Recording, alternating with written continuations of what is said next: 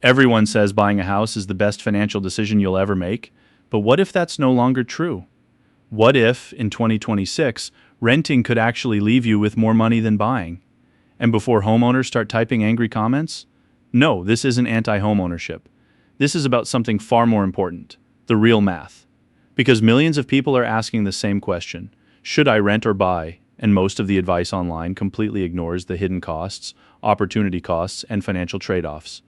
So today, we're putting emotions aside. We're comparing renting versus buying a house using actual numbers. By the end of this video, you might completely change the way you think about real estate. Buying a home has always been called the American dream. Your parents probably told you renting is throwing money away. Friends celebrate getting the keys to their first house. Social media makes it seem like buying a home automatically makes you wealthy. But here's the uncomfortable truth. A house isn't just a place to live, it's one of the biggest financial decisions you'll ever make, and in 2026, with higher mortgage rates, expensive home prices, and changing markets, the answer isn't as obvious as it used to be, so let's break down rent versus buy using simple math that almost nobody talks about. Here's the biggest mistake people make. They compare rent to a mortgage payment. That's already the wrong comparison. Let's imagine this. You rent an apartment for $2,000 per month. You find a house with a mortgage payment of also $2,000. Most people immediately think, why pay rent when I can own the house for the same monthly payment? Sounds logical, until reality shows up. Because homeowners don't just pay mortgages, they pay property taxes, home insurance, maintenance, repairs, HOA fees, closing costs, and sometimes thousands of dollars in unexpected expenses. A new roof, a broken HVAC system, plumbing issues, those costs don't disappear. They're simply hidden. Meanwhile, renters usually call the landlord, and the problem gets fixed. That's why comparing rent only to a mortgage payment isn't the real math. It's comparing apples to oranges. Now let's talk about something called opportunity cost. It sounds complicated, but it's actually simple. Imagine buying a $500,000 house. You put down 20%, that's $100,000. Now ask yourself, what if that $100,000 had been invested instead? Let's assume it earned an average annual return of around 8%. After 20 years, that money could potentially grow to over $460,000 without adding another dollar. That's the opportunity cost of buying a house.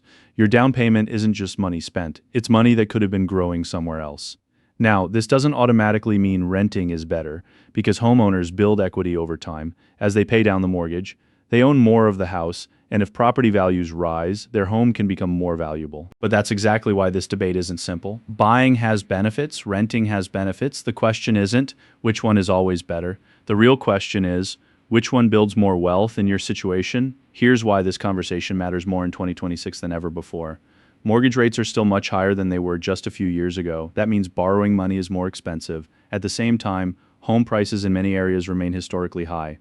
So today's buyers often face two challenges at once: higher prices, higher monthly payments.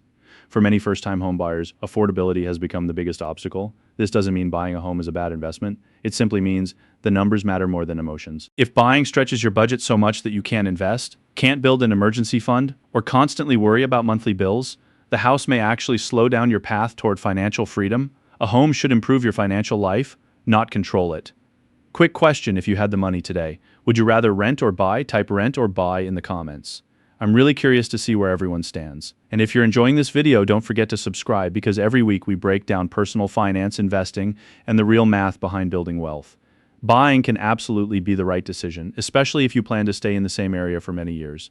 You have a stable income, you can comfortably afford the monthly payments. You have an emergency fund, and you aren't sacrificing all of your investments just to own a house. In those situations, buying gives you stability, predictable housing costs, and the chance to build equity over time. For many families, those benefits are worth far more than simple financial calculations. Remember, money isn't only about maximizing returns, it's also about improving your quality of life. Now let's flip the argument.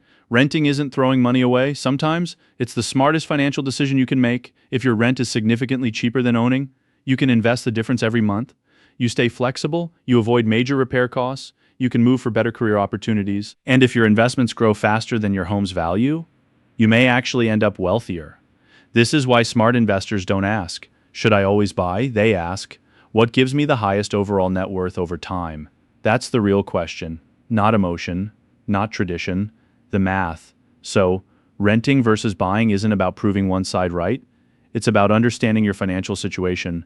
Buying a home can be an incredible wealth-building tool. Renting can also be a powerful strategy if you consistently invest the money you save. The biggest mistake isn't renting and it isn't buying. The biggest mistake is making a six-figure financial decision without running the numbers. Because wealth isn't built by following old advice. It's built by understanding the real math. If this video changed the way you think about renting versus buying a house, hit the like button, subscribe for more videos on personal finance, investing, real estate, and wealth building.